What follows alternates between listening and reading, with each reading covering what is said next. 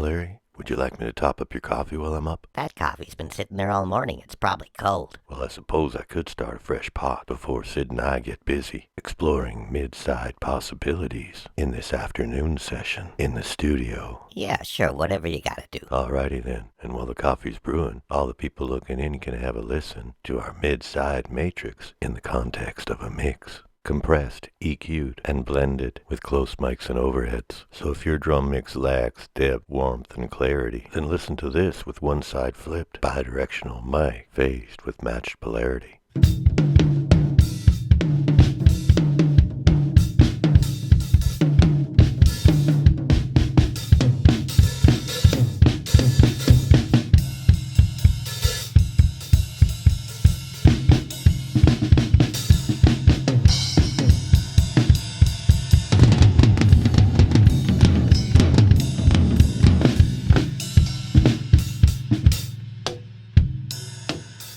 Let's get started by selecting a microphone appropriate for our side channels, meaning it must be bidirectional, or in other words capable of a figure-8 pattern. By reversing polarity of one of the sides of our bidirectional microphone, we avoid phase cancellation. This microphone combined with a cardioid or omnidirectional microphone directed at the sound source will complete the mid-side matrix and provide us with a stereo image of the room. So with our matrix completed and our main channels muted, we'll leave it to Sid to play us something mid-side suited.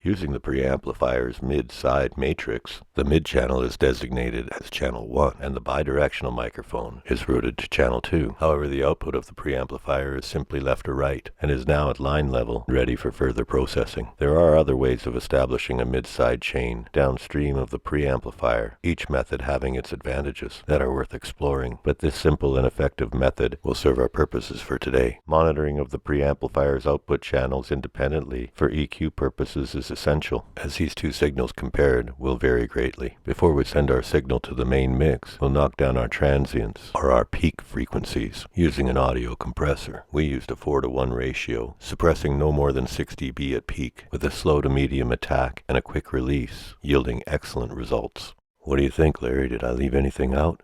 I'm not sure. I wasn't listening. Well, Larry, you'll have to listen really closely if you want to hear the difference in our next example. Time to swap the mid-channel mic from AKG to Rode, this time with a larger diaphragm in omnidirectional mode.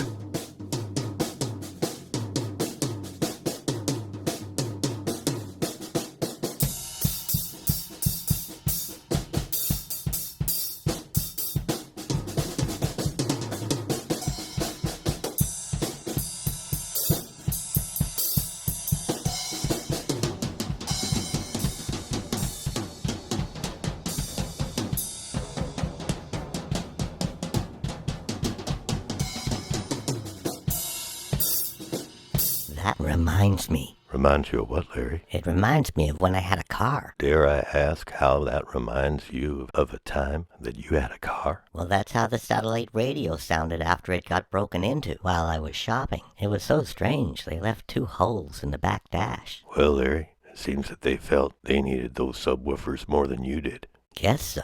Didn't matter, though. Wasn't long after that the sheriff's deputy came sniffing around and told me I couldn't stay there anymore. He gave me 48 hours to find somewhere else to live. Turns out that even though I was parked right by the back lane, technically it was still his backyard. Well, Larry, lesson learned and handed down by the long arm of the law. Yeah, good times. Let's just see if this reminds you of a better time, just before you fell victim to a crime. Let's go back, let's rewind. Remember when your satellite radio sounded prime?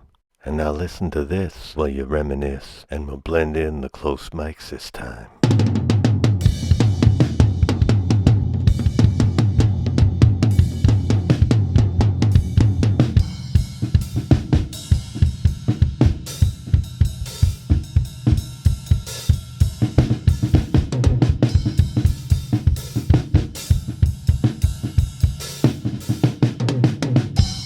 there you have it, Larry. The mid-side matrix, isolated and in the mix, so as you can hear and plainly see, used sparingly, adds warmth and clarity to the overheads in a close mic mix, while rounding out the sound is just another one of its tricks. The mid-side matrix adds a vibrant stereo-wide blend for an authentic in-the-room fix. With all kinds of ways to capture the room, this is just a sample, but it's time to leave you with just one last example. Take us out, Sid, if you don't mind. Seems I'm finding it hard to find a relevant rhyme for example and sample. So with just close mics and overheads in, play us out till next time when we do it again.